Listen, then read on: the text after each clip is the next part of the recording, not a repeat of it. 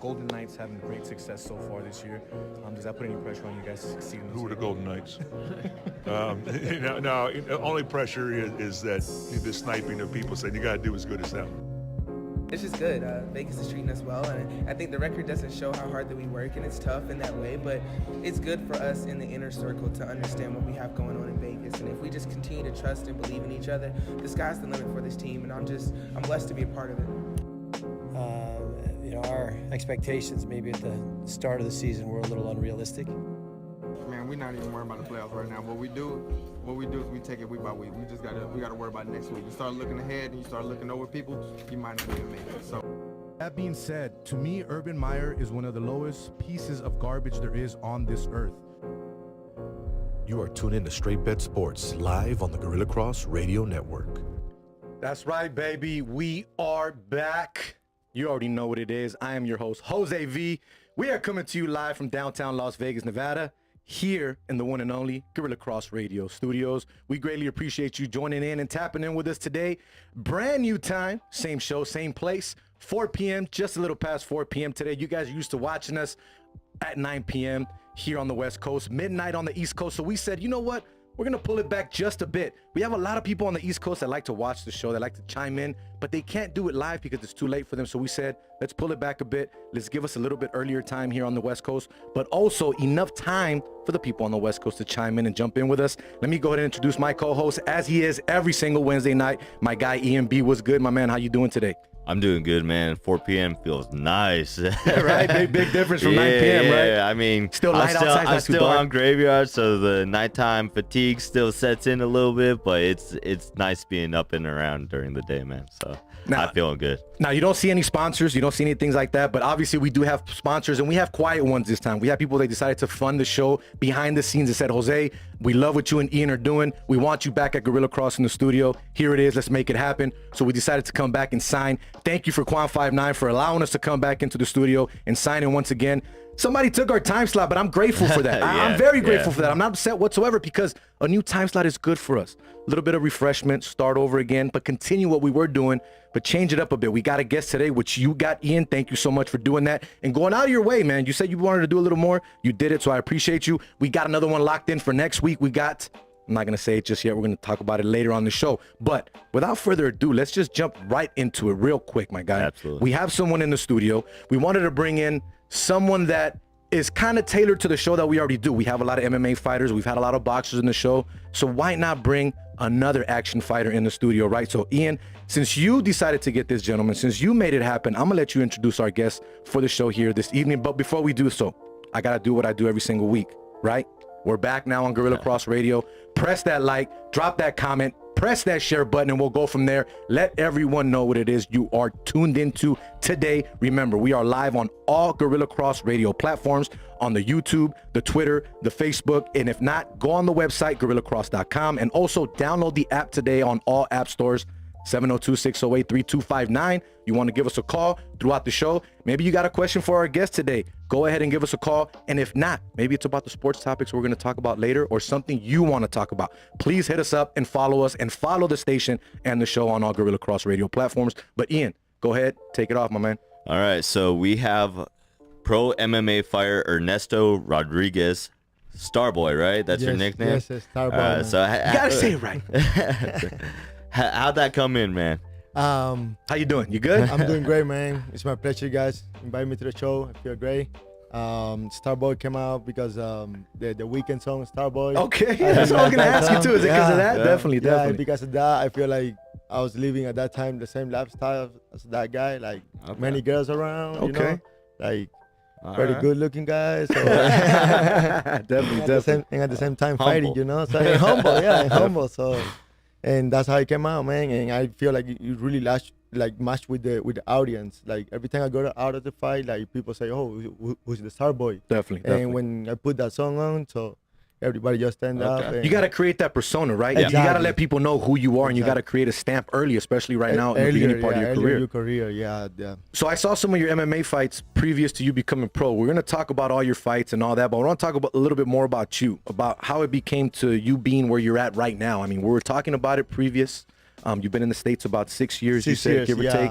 Originally from Cuba, Cubano. Cuba, yeah. Exactly. But you're here now. You're a citizen. I'm serious. You said it. You've come a long way. Long Talk way. about your journey a little bit, how it was for you going through, coming here, getting your citizenship, working, and now being a pro MMA Be fighter. a pro, yeah. I used to wrestle in Cuba, man, Okay. like freestyle. Okay. And since I was 6 years old, Okay. I was kind of forced, to be honest. I didn't like it at the beginning. My dad just pushed me into it. And I started like getting first place in tournaments, second places, and I started liking it, man. Okay. And my dad always told me like, you're gonna be grateful with me. Like you're gonna love it. You're gonna be good. Keep You're gonna going. see why. Yeah. Definitely. And then I moved to the States. I wanted to keep doing wrestling. I wanted to go to college, but my transcripts they were not that good. Okay. So I just transferred to MMA. It's a professional sport. You make money. You're in the streets. You can do a lot of things at the same time, and that's what I've been doing. I started working as a security first. Okay. Didn't work. It was too many hours for me, and then I wanted to like spend time training and stuff. Okay. So that's why I decided to be a bartender. Okay. And yeah, it's been good, man. Like I work 5-6 hours sometimes, make good money just to provide for my MMA career. Okay. Now, Yeah. why become an MMA fighter? Because it's the smoothest transfer From being a wrestling. wrestling Gotcha. to MMA. Yeah. Like if you see most of the UFC champions, they're all coming from wrestling. Kamaru Usman, Volkanovski, Khabib. So they got that pretty dominant style on the cage. So when did you make the transfer over from wrestling to jiu-jitsu? Because it's jiu-jitsu, right? That's the discipline that you mainly focus on, or Focus now on Muay Thai. okay, The jiu-jitsu is not that hard when you already have that wrestling base. gotcha. Just gotta add the submissions, but it's easier to start doing jiu-jitsu after you are done wrestling before. And yeah, my main focus right now is my stand-up, like Muay Thai, kickboxing, boxing, just to be a more completely fighter. More complete fight. Yeah. Definitely. Okay. So I saw after one of your fights, they were interviewing you, asking you questions, and I don't know the exact words that you used, but you said something like, "I'm originally from Cuba, but I'm here now. I represent the U.S. It gave me my opportunity." Talk about how tough it is coming from Cuba and what opportunities you have been given here. It is tough, man. It is tough. It's like, especially with the language, man. Like it's two different language, Spanish and English. Yeah. And then coming a long way is like different way, like the country. And I'm proud to be a U.S. citizen because this is the country that actually gave me the opportunities to do what I love to do and to represent even my country. And I represent the United States too when I go to fight. So yeah, I'm very grateful with the United States. So I always represent both, and I can't wait for my next fight to walk out with both of flags. So. Definitely. Now, do you have any family out here at all, or is it All just my yourself? family except my dad, man. Really? Got my That's little brother that's in awesome, town for bro. summer. Okay. My mom, my cousins, they're all in Miami. You Okay. know where the Cubans are. Yeah. En Miami con todos los cubanos. Todos cubanos, yeah. So I'm the only one here follow my dream, man. Okay. And they support. They support. I mean, fighting my and mom, she everything. doesn't like it that much. Yeah. You know how moms are. They don't want you to get hurt and everything. Yeah. But my cousins, they love what I do and they support me a lot, man. And my dad, he's very proud of me, and that's what I feel. Gotcha. Once Very happy again, about it, man. you are tuning to Straight Bet Sports live here on the Gorilla Cross Radio Network. Jose V, EMB, Quan59 in the studio. We got Ernesto, Starboy Rodriguez hanging out with us in the studio. Professional MMA fighter. 3-1 so far on his young career, but he did go undefeated as an amateur. A lot of the ranks that he's been up on have been the Tough Enough circuit. Tough Enough is very, very huge out here in Las Vegas and just in the MMA scene in general. But you also come out of a gym that's very, very popular for creating a lot of champions. You come out of Extreme Couture. Talk about being part of that family and how it is to train at that gym. It feels great, man, to be surrounded by champions like Francis Ngannou's, Dan Ige, Strickland just for last weekend.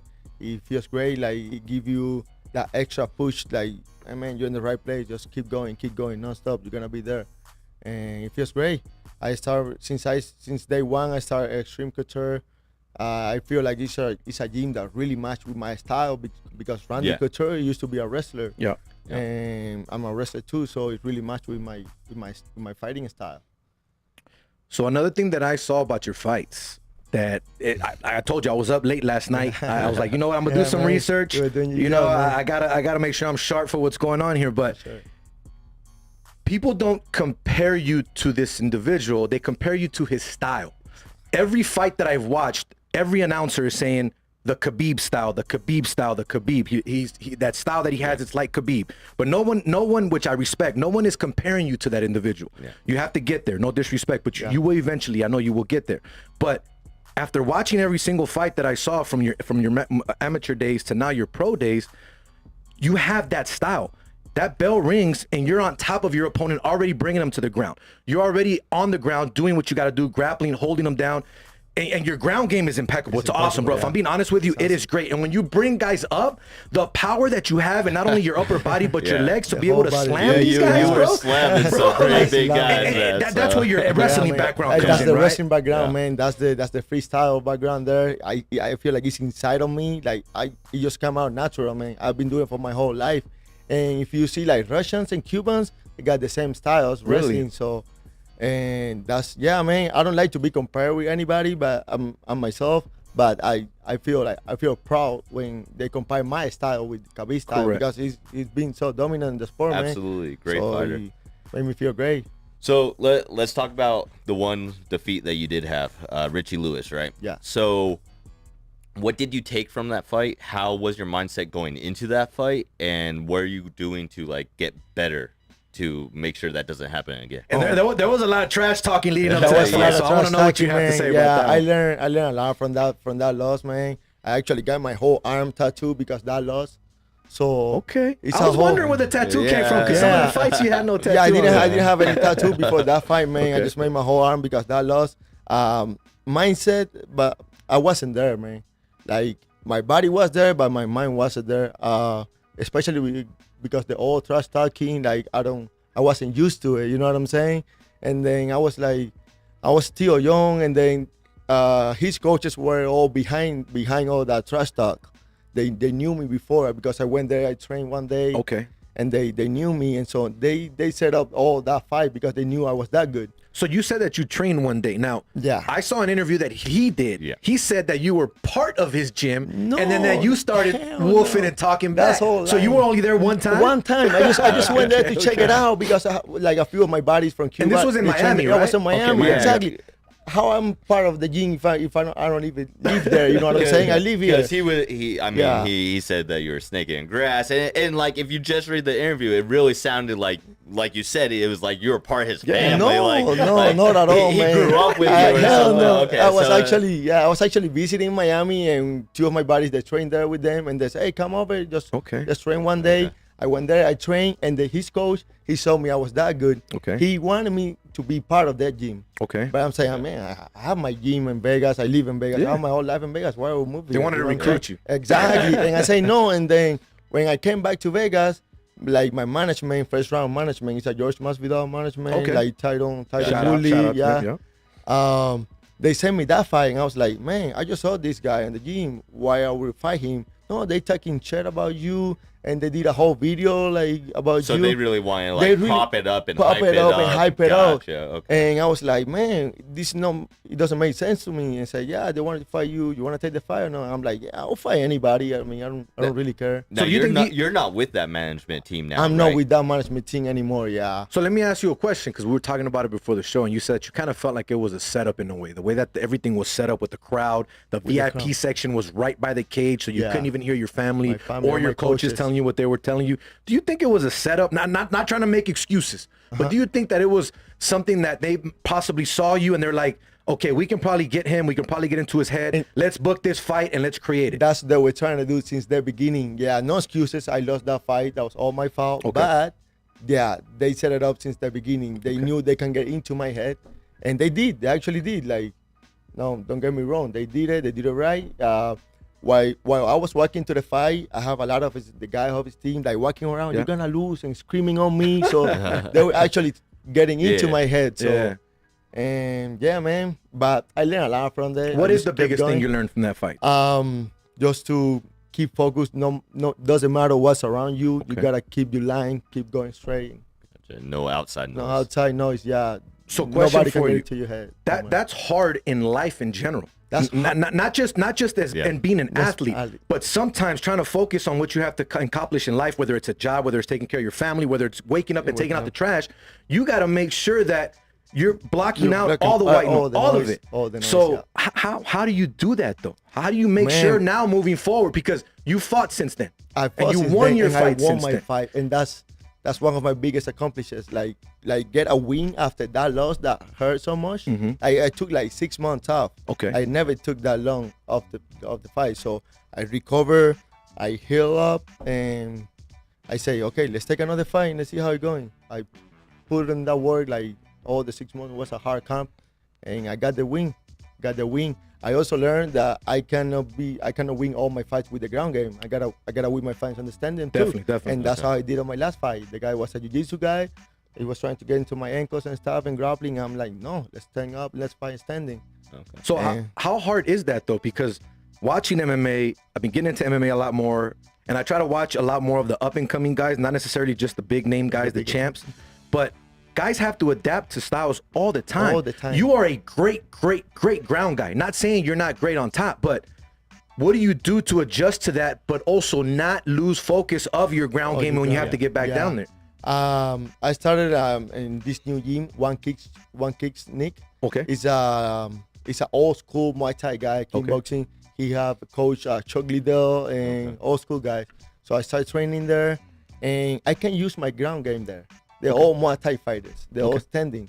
So when we spar, I cannot take them down. You gotta stand up. I gotta stand up and fight, and that's how I adapt my. But I think the question that we're asking is more of how do you keep that ground game impeccable while also focusing on adapting to stand-up fighters. Exactly. I feel like it's inside of me, man. Like whenever it comes out natural, like whenever I'm fighting or I'm sparring MMA, like I feel like when they coming forward, I just can't take them down easily. No matter, doesn't matter.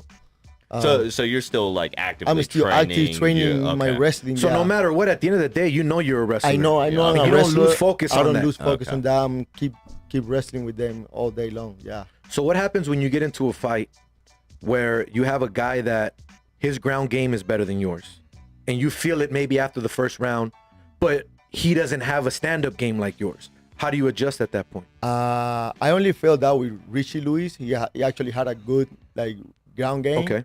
And I didn't know what to do at that time. Okay. I feel like in my next one, if the guy is a good ground game, I'm just gonna keep standing and keep putting my hands on him, you know. Okay. So you watch that fight a lot more after it to learn from it? I watch it like in my last camp. I watch it every day before training. Oh man! Every day before training, just to keep my mindset like it cannot happen again. You gotta work harder and harder and That's harder. awesome, bro. How do you keep your mental like up though? Like, cause like obviously it's motivational because you see what you did wrong in that fight, but at the same time you're just witnessing over and over your defeat. So how do you watch that and then go into the gym and say, you know what, this is going to be a great day? A great day, yeah, because it was so painful that day, man. Yeah.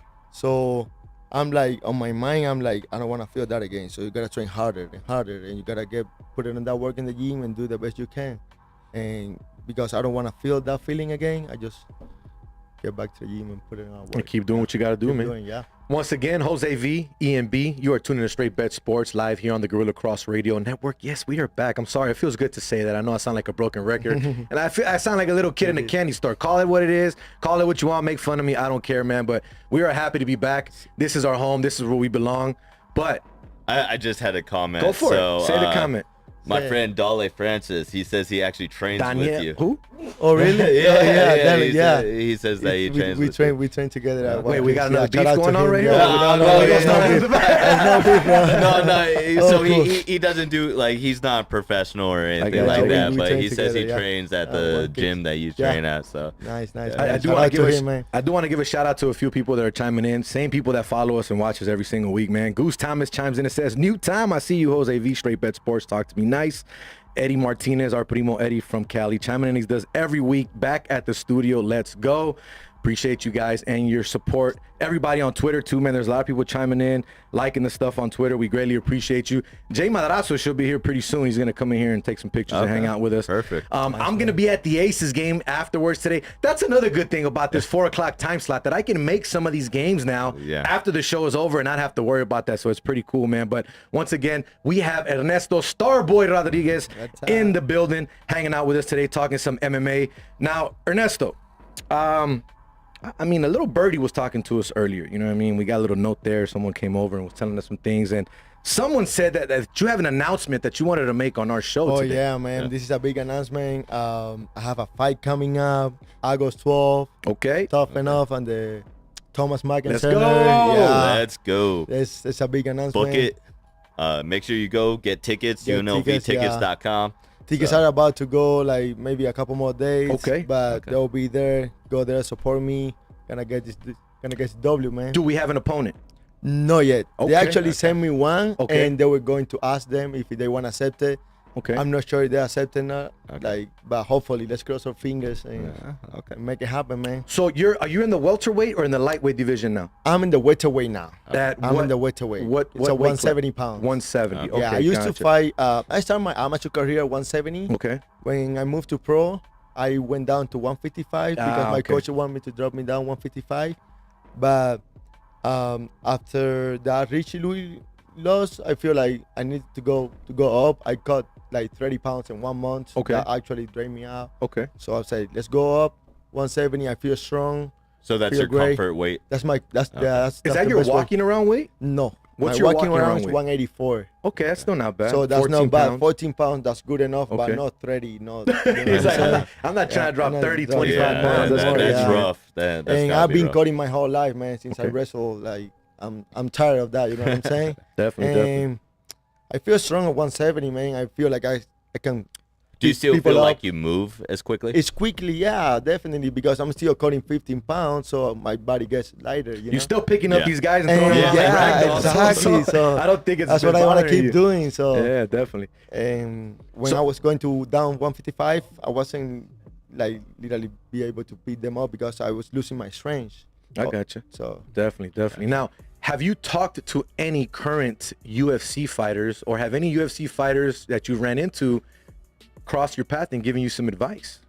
yeah, man, I see all the time Chidi Angel Kawani. Okay. He's the Angel Kawani's brothers. He's actually on a 4 wing straight in the UFC. Okay. I talk to him like every other day when I Okay. see him, and yeah, he actually gave me the advice to keep working my standing. He's actually a pretty good standing guy. Okay.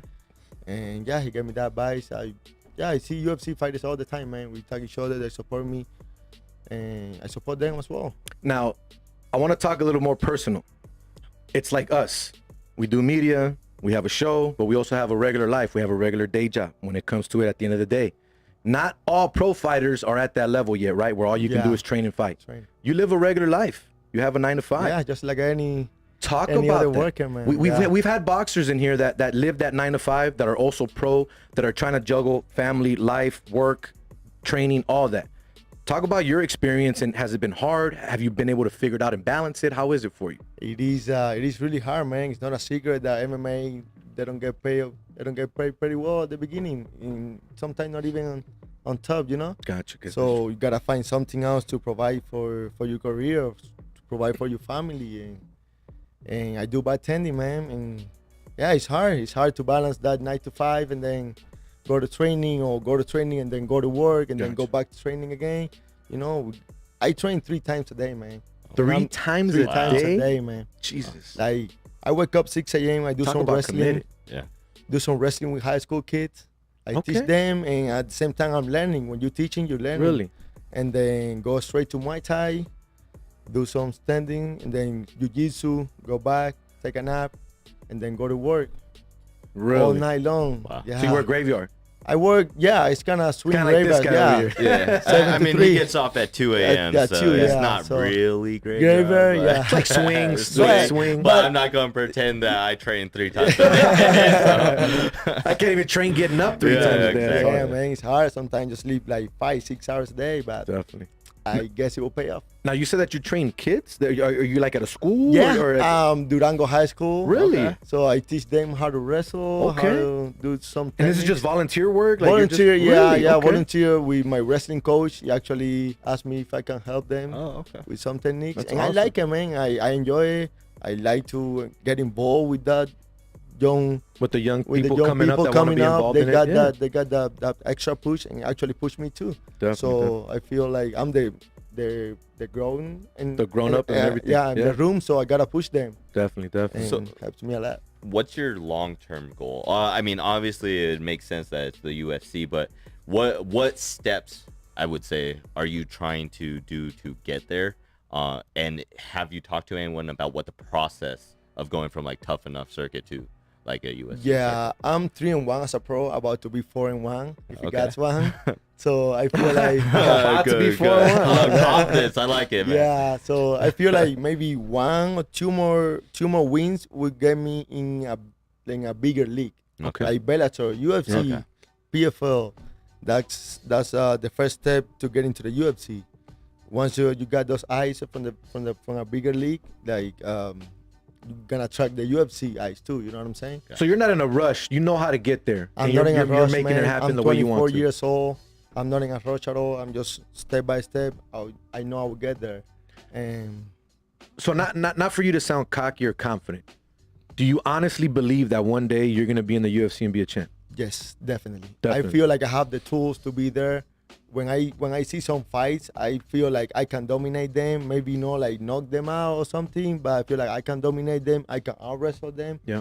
Good wrestlers. I feel they don't have the striking, so I feel like I have it all, and it's just the beginning. So I will keep growing. And one sorry. thing real quick and then I'll let you get to your point. The one thing that I will say is that I've seen a lot of Tough Enough fights. I've covered a Tough Enough event live in Mesquite. We were talking about that earlier. Been live right in front of the cage and seen these fighters. I'll be honest with you, respectfully, and I'm not saying this because you're on the show.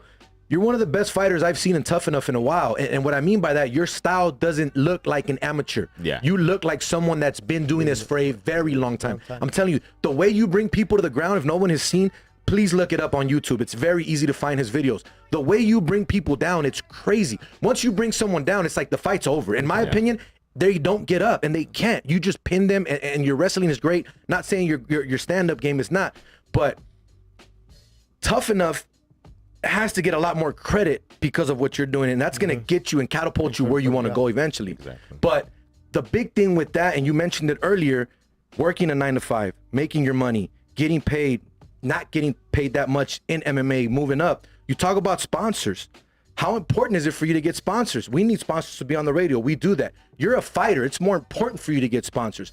How much more do sponsors handle your money making, if that makes sense, than you actually what you get from Tough Enough? Man, I have getting sponsors since my day one fighting career, and that actually motivated me to step in the cage, because it's not the same when you get money from any way that not getting money at all and Correct. fighting for free. So yeah, sponsors is the biggest support in my career are the sponsors right now, and not right now, since the day one. Okay. Since day one, I actually stepped in that cage for my first amateur fight because I had sponsors. Okay. I don't think if I had any sponsor, I wouldn't step in the cage, because it was actually fighting for free. Who wants to Gotcha. fight for free? Nobody. Yeah. So sponsor is my biggest support in my career, definitely, man. Okay. And shout out to Hardin for sponsoring my last fight. All the sponsors that I have from my day one career, man.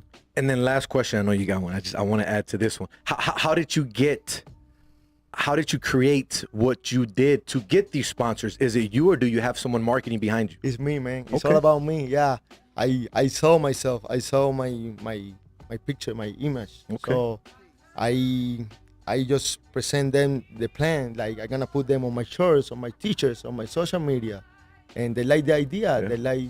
They want to support a fighter, and And that's they how see I the get them, talent. man. They see and the they talent. see the talent. Yeah, they and then see your the talent. charisma, your And my- attitude. exactly, You man. seem It like a all champ comes already, if together, that yeah. makes sense. You know what I mean? It all comes together. Comes out in the Yeah. Cuban Yeah. flags and Yeah. everything. It's I like got my own flag all style. all wrapped Let's up around go. it. I'm trying, man. I'm So- trying, but that's how I get to make business with them, Oh, man. man, definitely. And that's That's awesome. So I've asked a couple fighters from obviously like boxers that we've had on the show. So with film and stuff, you said that you looked at your defeats, right? Going into a fight, do you study your opponent, see what like tendencies they have and stuff like that, and how meticulous are you with that preparation? Yeah, definitely. Me and my coaches, we sit down, we put it on a big TV, we watch all my opponent's fights, the mistake he makes, the good things that he makes, and we start working from that. Like we start hitting pads. If he moves his head from this side, we gotta throw that right hand to it. And yeah, it's about my coaches. Gotcha. They got that accomplished. So yeah, Gotcha. it's definitely from them. Once again, Jose V, EMB, Straight Bet Sports. You're live here on the Gorilla Cross Radio Network. Thank you so much for tuning in and chiming in tonight. It's already nighttime on the East Coast, so we can say tonight. I'm just so used to saying tonight because Right. we're always here at nighttime at 9 o'clock. You know what I mean? But we did have a new segment that we were going to do. We're still going to do it. We're just got some kinks, some things that we're working out. The homie Taze is still going to be a part of the show. He's going to be coming on, hanging out with us, chopping it up. That's not going to change. We're just flipping it up, doing some things differently here. We're going to have a little bet segment that we want to give out and talk about some gambling here. Obviously, the name of the show is Straight Bet Sports. But Ernesto, before we let you go, my guy, because we're going to move on and talk some sports here, but I want to ask you a question because we are also a sports gambling show. We talk sports gambling from time to time. You mentioned that you do like to bet. Now, that's not getting you in trouble because you're allowed to bet. We know that. Some NFL players, Calvin Ridley, can't do that because they'll get in trouble. But you said that you do like to gamble a little bit. I do, yeah. Talk about some of the bets that you do put in. You said parlays, but it's only in MMA, which is interesting because you said you don't bet anything else. No, actually, it's not only MMA. It's MMA and boxing. Ah, okay. MMA and There we boxing. go. So yeah. fighting in general. So fighting in general Okay. because it's what I know. Okay. Like I like NBA. I watch it the whole time. I like NFL too. Okay. But I just don't like how to bet on them. Okay. You know what I'm saying? You understand the other sports I better. understand the other sports. So yeah, and yeah, I do like to bet. I haven't get the best look, but yeah. What's the biggest bet you've hit so far? Haven't hit. You haven't hit anything? I haven't hit anything, Bro, man. Sosa, if you're watching, bro, Haven't hit anything, man. Wise Guys Diamond Club, we gotta hook my guy up over here and take Yeah. care of him because we gotta get him on the You winning gotta- side. Yeah, man. man. Yeah, I need that. Okay, so okay. I actually bet on the last boxing match Okay. against Jordanis Ugas and Spencer. Okay, yeah. I put it on my guy. Of Ugas. course, you have to. You yeah, gotta support. but I was so confident going to win, man, and he just lost. He lost, man. And that was alright. That was alright. So you follow boxing, right? I follow boxing a little bit. Yeah, for sure. Canelo Triple G. Is it too late, or are you excited to see that fight? I'm very excited, man. Very excited to see that fight and see what they both gonna bring. I think Canelo's gonna take it, man. He just fought a big guy, though. Yeah. And coming down now Yeah. to Triple G again. Now he's you gonna- say you think he's gonna beat him. So let me ask you, who won the first fight?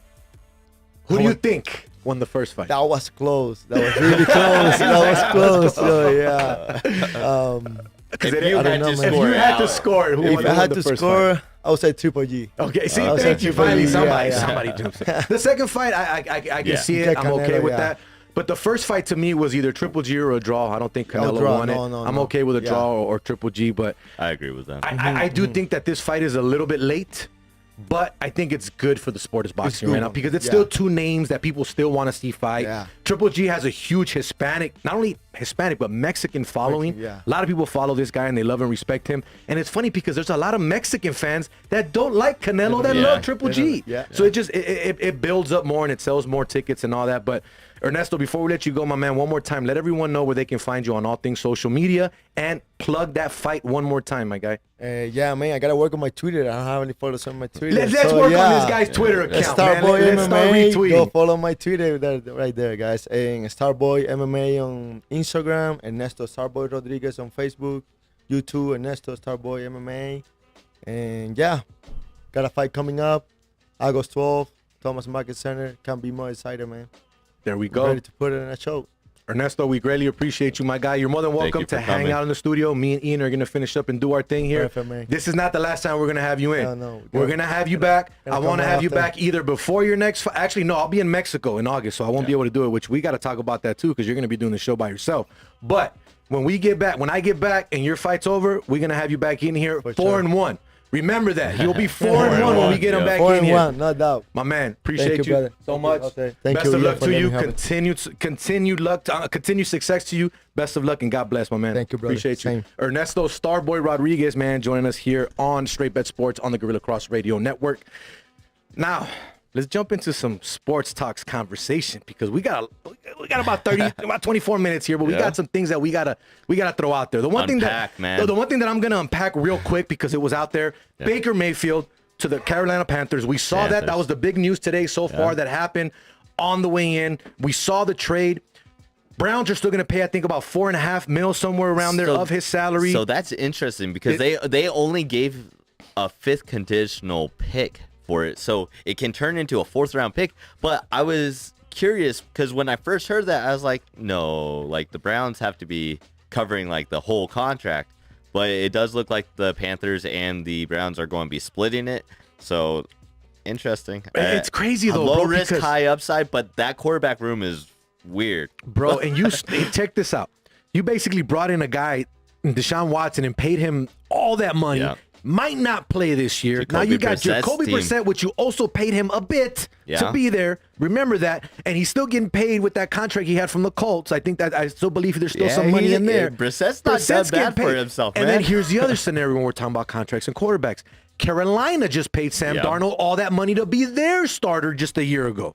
What do you do now? And then everyone forgets they also drafted Matt Corral. So you have a quarterback and you still got room. PJ Walker. And you have PJ Walker. So you have a quarterback room with Baker Mayfield, who was the #1 overall pick. Yes. You have Sam Darnold. I want to say Sam Bradford because like their Sam trajectory Darnold top is 3. I think it was number 3 pick, something like that. 2. I think he is picked 2 by the Jets. And then now you have Matt Corral, who I believe they took in the 3rd or 4th round. But a lot of people said he has 1st and 2nd round upside, right? So it'll be interesting. It really seems like their whole strategy is throw all 3 quarterbacks at training camp and like into the fold and see who beats out who, because I don't know. It's going to be interesting, though, because I was thinking about the trade, and I'm trying to look at it, and I'm trying to say, what positives can I find from this, right? What can I see here? So I wrapped my head around it. I looked at the roster. I looked at who's there. I looked at the possibilities of injuries, health, this and that. And all I kept thinking to myself, if I'm being honest, is if Christian McCaffrey stays healthy, Baker Mayfield will have a great year. Baker Mayfield will have a good year if he's the starting quarterback for the Carolina Panthers. And the reason I say that, before Hunt went down, before Nick Chubb went down, they had a great running game in Cleveland, and Baker looked great. Yeah, he did. He looked like a good starting quarterback. Didn't they go like 11-5 that year? When everyone was healthy, I think they went 11-5. Too, in the beginning part of the season, before he got hurt, before the running backs weren't doing as much, he didn't look bad. He didn't look bad at all. So again, we know Christian McCaffrey's injuries, though. We know his injury prone. Yeah. We know what happened last season. We know how hot and how good Darnold looked with McCaffrey. So that's why I'm saying completely different. I think when McCaffrey Baker Mayfield being here, not necessarily is a bad thing for him nor Carolina, as long as the set pieces around him are healthy. And not only that, if you're Robbie Anderson, what are you going to do now, too? Are you going to finally step up and be that #1? What are you going to do? I'm just saying. You have that contract, too. You got paid to stay there. So that's an interesting topic because I don't know if you remember, there was a post early on in the offseason where there was the rumor that Baker was potentially going to the Panthers. And Robbie Anderson was like, no. He's like, I'm good. Yeah, I'm good. I don't want to deal with it. And he's been on record to like kind of like flaunt out like he might retire type of things. So we'll see how that dynamic in Carolina works out. I did think at the start of the offseason that was the most realistic landing spot for Baker. However, when they picked Matt Corral, I kind of threw that out the window. But we'll see. I'm excited for the new opportunity for Baker because I do think I don't think he's elite, but I do think that he gets a bad rap. Like I think that a lot of people blame him for a lot of things that are outside of his control. I got you. So I feel like a new scenery for him is the best thing for both parties. Although Browns are like totally totally messed up now. So. Sticking to the NFL, though, McLaurin, which is a guy that you and I have talked about, and more you, meaning you've mentioned him to me so many times when it comes to our conversations about he hasn't signed. You have Carson Wentz there. What's really going to happen? The deal is done. It's set. At this point, it's time to shut up and get to work, right? Yep. If you're Carson Wentz, you have your number one. You have no excuses. You're both healthy. What do you do now? Yeah, you could argue that this is technically the best receiving core that Carson Wentz has had in his entire career. So you could say that he has no excuses, like you said. We'll see. I mean, they might have something there because we all know Carson Wentz has a cannon for an arm. Terry McLaurin is incredibly fast. Speedster for sure. And he has a route tree. So he's easily, I think, a top 10 receiver, right now. Maybe top 12, if we're being honest with it. But they paid him 3 years, $71 million. I believe is like $50 million guaranteed. So it's a nice chunk of money. He's in the 20-25 million range. But yeah, we'll see what happens with Carson Wentz and the boys. A lot more going to happen in the NFL coming up in the coming weeks and the coming days, so we'll definitely have a lot more to talk about. We'll be live during the NFL season, which is fun, so we'll have a lot going on. If you guys know me and you guys have followed me already, you know I love NFL and I love to talk about it, so the show will be NFL heavy during the season. But we got some NBA to talk about as well, Absolutely. obviously. NBA Summer League is already happening, not here in Vegas, but we have games going on in other cities right now, the California Classic and all that other stuff that they're doing. Chet Holmgren, big last night in his debut. You know what I mean? Looked really good in the Summer League. Even had KD giving him shout out saying, I see you number 7, because he was wearing his kicks and all that. Obviously, NBA stars care about fashion a lot more nowadays than it was back in the day. But he set an NBA Summer League record yesterday. Now, a lot of people don't believe that he's going to do much because of size. We've seen a lot of guys that can do much in the college ranks and then come out and just their game does not adapt to the NBA style. One of the biggest names that I can remember today is Jimmer Fredette. Jimmer Fredette was a great college. He was buckets all day in college basketball. Couldn't cut it in the NBA. Yeah. But he's in Japan right now making bank, and he's probably MVP, superstar. He's won championships, all that. So it's just crazy how styles don't necessarily transcend to the pro level. Now, it's only one game. It's only Summer League. He's not playing against the rosters. He's not playing against the vets, the big names, the guys with the contracts just yet in games that matter. Can he continue this in a regular season? But according to him, LeBron's nothing special. So we'll see what happens. He's just trying to get it hyped when up. he He's trying to be actually that gets, guy. in LeBron's face. Yeah. So, but LeBron will remind him. Yeah, I just want, I'm going to brag a little bit here. I just want to announce that I announced the Durant request trade last week. Oh, here we go. And my co-host said that is utterly ridiculous, but it did happen the day after I announced it. So hours, not even a day. It happened hours. Let's be real. Jeez, if I'm going to give you credit, we're going to give you the credit the right way. God. So I just want to put that out there. Yeah, you called it. You sure did. You sure did. But I also said to the extent that will both of these stars be there eventually? And from what it looks like, no. It looks like there's a possibility that neither of them are going to be there at the start of the season. Which, wouldn't that be amazing if Ben Simmons is the only all-star on that team? Now, I want to talk about some of these ridiculous contracts. I'm sorry. Some guys deserve to get paid, but some don't. And it's gotten to the point now where this is where we're at. It's all about... Everyone's getting paid. It's all about style points. Mm-hmm. How stylistic have you been in your career? What have you done? How much have you brought to our franchise? Case in point, and I love the guy, and I respect his game, John Wall. I think you and I have played more pickup games in the last 3 years than he's played in his career in the last 3 years. But yet he's made $138 million, I believe, in that time span, which is ridiculous how some of these contracts are getting out of hand. Now, The reason I say that, who in their right mind, and I understand why they did it, because if they don't do it, someone else is going to do it, so they don't want someone else to give them that money, and then they reach. How the hell and why did Zion Williamson get so much money? Why? Well, I understand the talent is there, the possibility, 85 but the guy has been hurt. 85 games in 3 years. 3 years. That's one season, almost. That's one. If we count playoffs, that's not if we count even playoffs. a full season. Like, I mean, like, what are we doing here? What are we doing? Really? Like, is this where it's gotten to, that we're afraid of letting go a possible what was it? big talent? 193 million, something like that. Bro, the overall extension he got, I think it's a total of like 200 and something million over 4 or 5 years. It's ridiculous. Well, it's 230 if he gets if he actually MVP plays. this year. If he does certain things, it'll be 230. Or if he gets first team All NBA this year. So there's stipulations for the 230, but it's still 193. And I do know that they put in heavy injury protections in the language of the contract. So they are. It's not as bad as it looks face value, but it's still pretty bad. But then again, you guys got to understand, it's New Orleans, and it's a team that doesn't like. They're not getting free agents there, so they have to buy their own players. And the chance you take on him, if he does become a healthy player. He's been great when he's played. Oh, absolutely. I mean, you have to take that chance. He's set efficiency records. And another thing that I can think of too, just based off of what Quan just said, is that it's New Orleans. Not everyone's trying to flock to get there. If he does stay healthy and he does produce, then you have trade asset at that point. Yeah, trade asset. Let's say you don't want to keep him because you haven't bring them in. So like, okay. I can understand. Thank you, Quan. And here's the thing, though. He has to stay healthy for this contract to be legit. Yeah. If there's any possibility of that ever happening. He has to lose some weight, man. I agree. He's too heavy. He has to. His knees just like you already have foot and knee injuries. Yeah, he has a foot injury. He has a knee injury.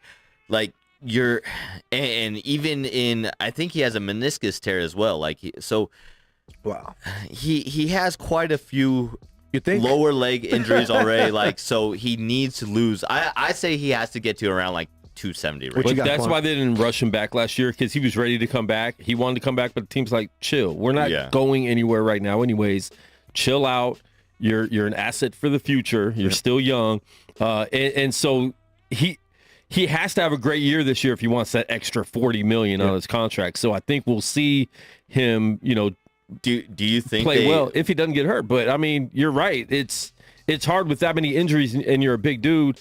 Like, can your body handle that over and over again?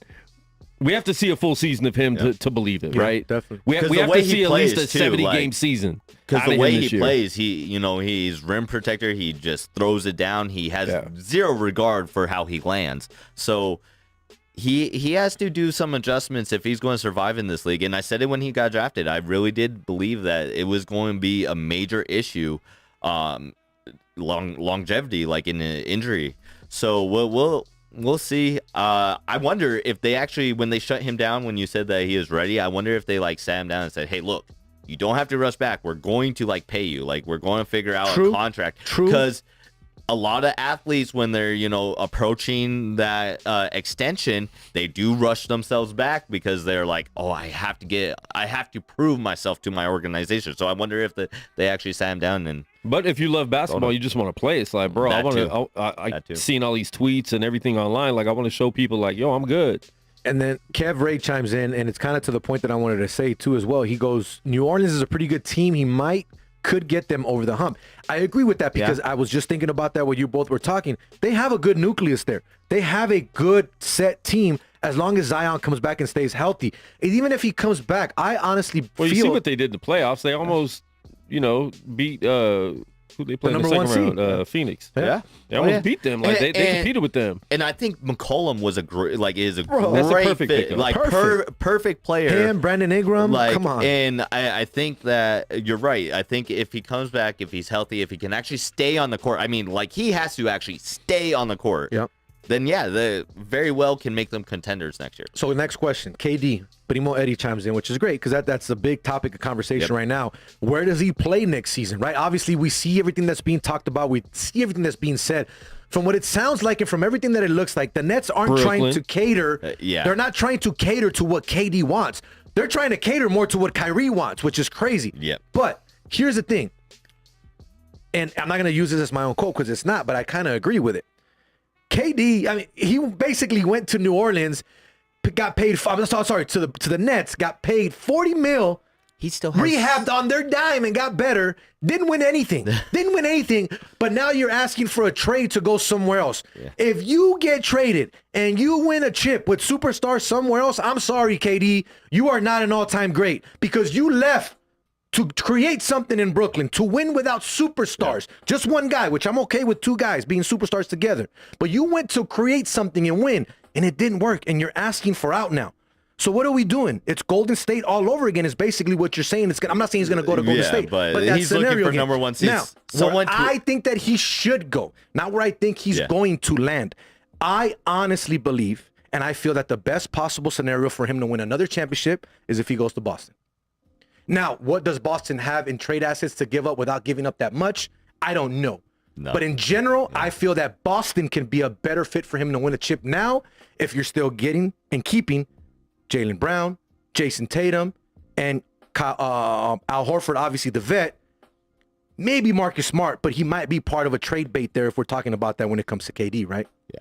I'm starting to believe the point that I made that Durant was going to make the request is the same reason why Kyrie is going to be the one that leaves and Durant is going to be the one that stays, is because, especially with the Rudy Gobert trade, his value went astronomically high. I mean, Rudy Gobert went for basically 5 first-round picks, 4 first-round, and then I think a first-round player, correct?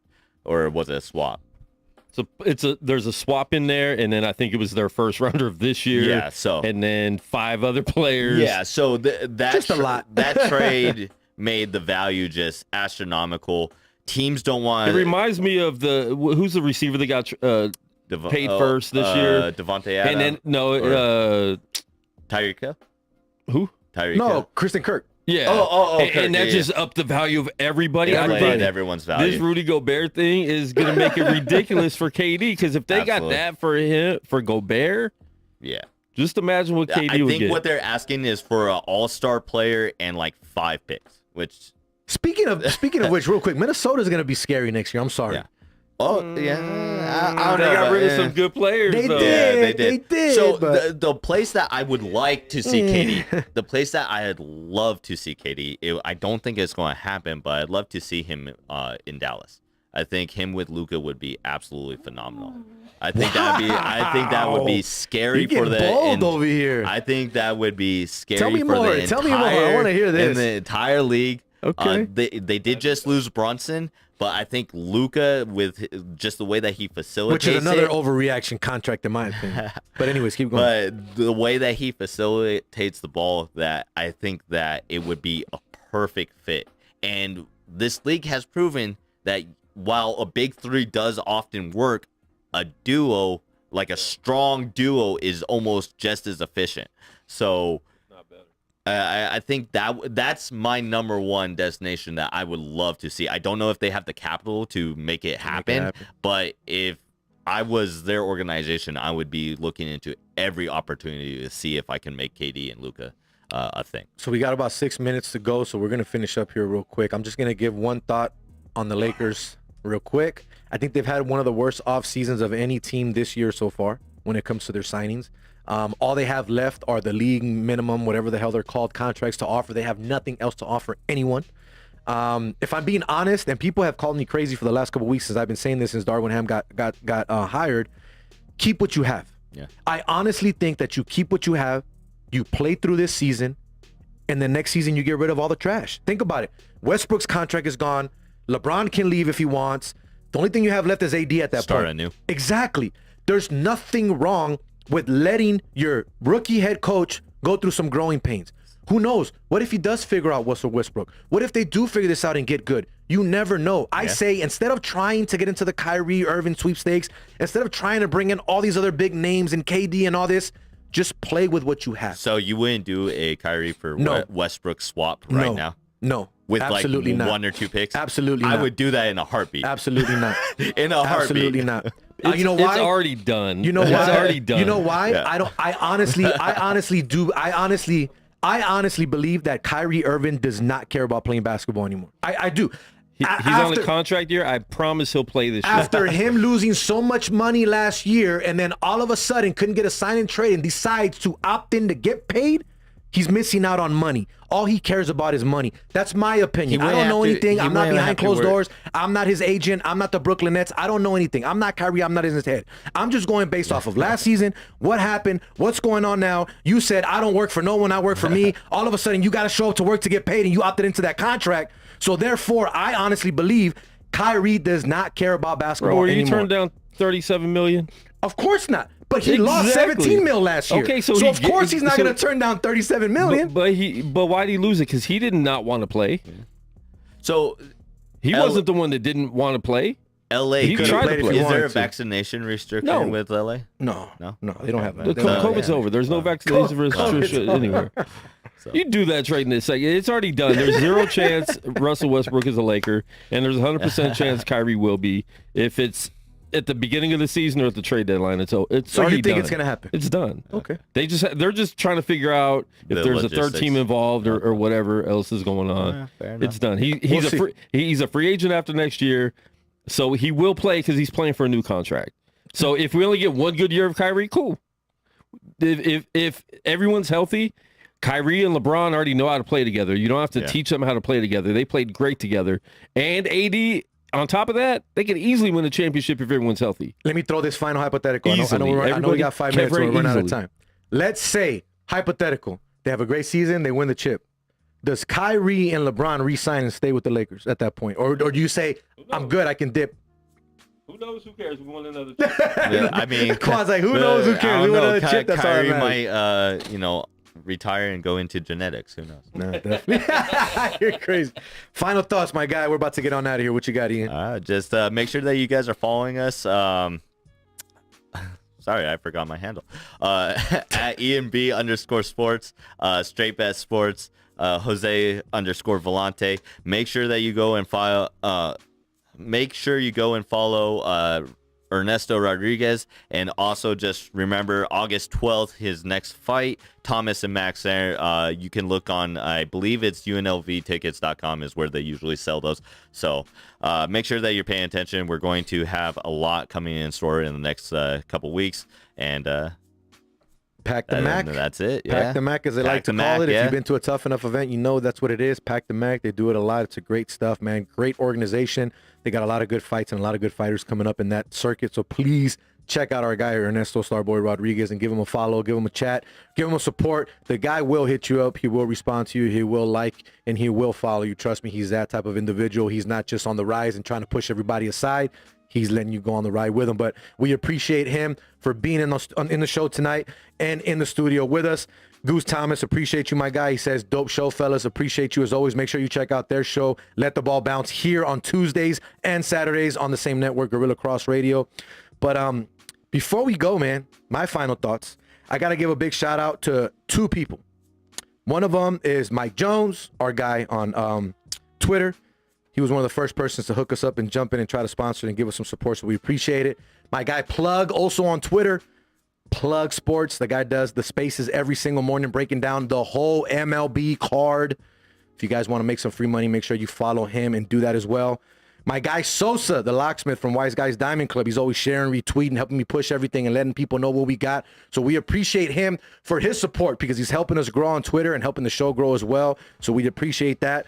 And to our 2 silent sponsors, because we do have 2, Ian, we greatly appreciate you guys. You know who you are, you know what you did, and you know why you did it, and we appreciate you guys for doing it. So thank you so much for being a part of the show, sponsoring us, and letting us be here back on Gorilla Cross Radio. We have a lot of things in store, a lot of ideas, a lot of things to do. We have giveaways that we got coming up. I haven't told you about that. I'm working on that as well. We're going to be giving out merchandise, hopefully tickets to games coming up soon. So we're working on all of that. We're trying to up the ante, give you guys a little more excitement. And for my people on the East Coast, we give out stuff. If we give out tickets to games and you're going to be out here and you're going to be traveling, let us know, man. We'll hook you up as well. We'll try to do that. But my final thought as we end up here, Las Vegas Aces, man. 2-3 in their last 5 games after starting hot. One of the hottest, if not the hottest team in the WNBA. Now they're in second place, right behind the defending champion Chicago Sky, just by half a game because of the win-loss margin there. Now, their last game, they got completely embarrassed at Minnesota, 102-71, just routed, 31-point loss. I believe is what was the worst loss in franchise history, which is just crazy. I don't see that happening again tonight. They are at the crib tonight. They're taking on Sabrina Ionescu and the New York Liberty. New York comes in at 8-12, as where Las Vegas is 15-6. The line currently sits at the Las Vegas Aces are minus 11.5 on Boyd Gaming. Money line is minus 750. Over and under right now sits at over and under sits at 169.5, minus 110 both ways. And if we're looking at team totals, Aces team totals over 90.5, New York Liberty over 78.5. Here's the thing. I've said it all season and I'll say it again. This team needs to figure out the defensive side of the ball. I asked coach before and she said the offense wasn't where they wanted to be, but they're scoring 92 plus points per game. The offense is there, ladies. Let's be honest. Clear it up and fix it up and clean it up on the defensive side of the ball and we won't have any issues. A 31-point loss should not happen with this type of team and with this coach team. But my bet tonight, I'll be at the game, 7 p.m. tip-off at the Michelob Ultra Arena here in Las Vegas. I like the team total on the Las Vegas Aces. Over 90.5, sitting at minus 112. That's what I'm giving out for you guys tonight. Once again, for Jose V, EMB, Quan59, our guest in the studio, Ernesto the Starboy Rodriguez, MMA fighter, joining us in the studio. My guy, Jay Madrazo's joining us here last minute, chilling with us in the studio. We greatly appreciate you. And for everyone that chimed in, that joined in, that shared, that liked, that followed, that commented, we greatly appreciate you. Don't forget, tell your friends, tell your family, tell your mom, tell your uncle, tell your cousin. I don't care. Next week, it's 4 p.m. We're live once again. Evansville, point guard, former UNLV guard, Marvin Coleman, joining us live here on the show. We greatly appreciate you guys. Till next week, we are out. Peace. Later.